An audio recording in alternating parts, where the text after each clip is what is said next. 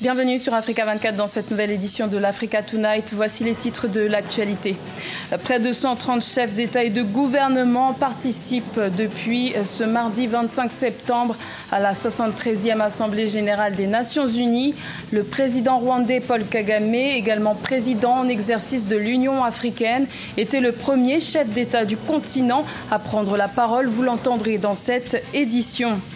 L'opposant Aliou Diallo, candidat malheureux à la dernière élection présidentielle malienne, a reconnu ce lundi 24 septembre la victoire du président réélu Ibrahim Boubacar Keïta, alors que le chef de file de l'opposition, Soumaïla Cissé, continue de contester cette réélection. Et l'entreprise canadienne Barrick Gold est sur le point de racheter la société Randgold Resources qui exploite les mines en Afrique. La capitalisation de ces deux entités permettra la formation de la plus grande société aurifère au monde avec plus de 18 milliards de dollars. Mais tout d'abord, en Tunisie, les élections se tiendront en décembre 2019. C'est ce qu'a affirmé ce lundi 24 septembre le président Béji Caïd Essebsi lors d'un entretien télévisé. Les demandes de report des scrutins législatifs et présidentiels n'y changeront rien. Le chef de l'État tunisien a également annoncé la fin de l'alliance entre le parti Nida Tounes et le parti Ennahda, ce qui fait craindre aux observateurs un risque pour l'organisation des élections alors que le pays traverse une profonde crise sociale. La 73e Assemblée générale des Nations Unies s'est ouverte ce lundi 24 septembre à New York, aux États-Unis. Près de 130 chefs d'État et de gouvernement sont réunis depuis ce mardi 25 septembre pour traiter des différents dossiers de la planète jusqu'au 1er octobre. Le président rwandais Paul Kagame, également président en exercice de l'Union africaine, a pris la parole à la tribune de l'ONU ce mardi. Il a rappelé les progrès du continent africain réalisés ces dernières années, notamment en matière de sécurité et de financement. Je vous propose de l'écouter. Nous avons cédé la responsabilité de notre avenir à d'autres, non pas par la force, mais par défaut. Mais les temps changent rapidement. Les contributions au fonds qui permet de financer les opérations d'appui à la paix de l'Union africaine enregistre des records et en début d'année, l'accord sur le libre-échange sur le continent africain, un accord historique, a été signé, qui a été le point d'orgue de décennies d'efforts. Et une fois qu'il sera en vigueur, la place de l'Afrique dans l'architecture économique et commerciale mondiale sera redéfinie. Cette année, nous avons également connu des transitions politiques clés et des problèmes de sécurité régionaux qui ont été gérés de façon pacifique et progressiste. Grâce à une consultation efficace, grâce à une bonne direction, nous avons moins besoin de médiation externe et il ne devrait pas en être autrement. Également dans l'actualité, en République démocratique du Congo, le comité laïque de coordination demande à ce que le fichier électoral soit nettoyé avant les scrutins présidentiels et législatifs du 23 décembre 2018. Lors d'une conférence de presse tenue ce lundi 24 septembre, le LCL a qualifié le fichier électoral congolais de douteux et corrompu. Des propos tenus après révision du rapport d'audit de l'Organisation internationale de la francophonie.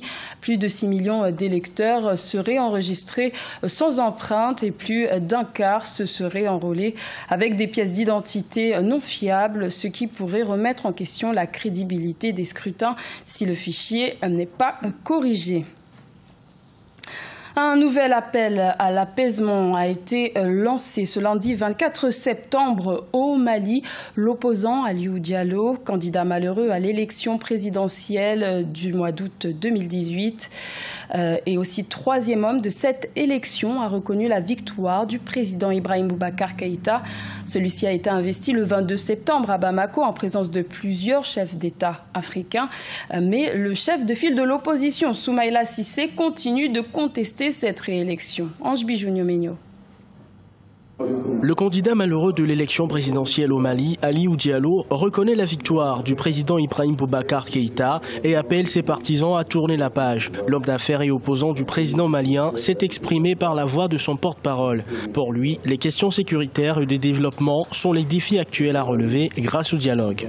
La réalité institutionnelle, la réalité légale est que le président Ibrahim Boubacar Keïta a été investi. L'essentiel aujourd'hui est de refonder le Mali, de faire en sorte que la paix, la sécurité, le développement et le bien-être des populations soient obtenus, et cela doit passer par un dialogue.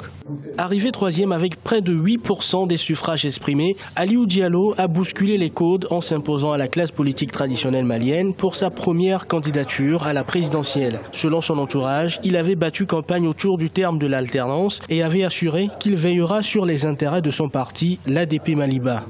Aliou Diallo, idéologiquement, n'a jamais été opposé au candidat Ibrahim Boubacar Keïta. Parce que l'ADP a fait dissension avec le candidat Ibrahim Boubacar Keïta quasiment 2 années avant les élections.